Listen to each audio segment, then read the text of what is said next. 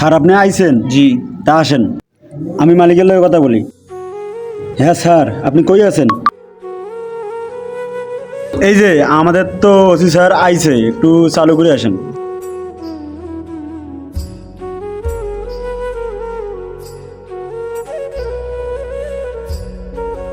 আচ্ছা ঠিক আছে, এখানে পুলিশ সেট করছিল। জি স্যার।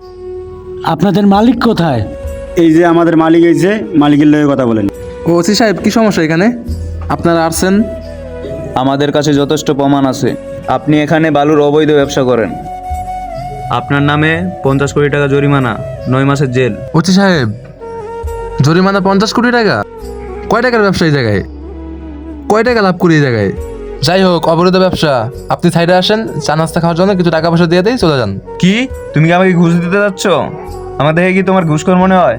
সৈকত ওর অ্যারেস্ট করো। জি স্যার। এই দাঁড়া দাঁড়া দাঁড়া দাঁড়া দাঁড়া, তোর এত টাকা, চল থানায় চল। স্যার এবারের মতো মাফ করে দেন। আসলে আমাদের কিছু টাকা পয়সা হয়ে গেলে আমরা গরিব মানুষকে মানুষ মনে করি না। তো এই ভিডিও তাদের জন্য যারা গরিব মানুষকে অবহেলা করেন।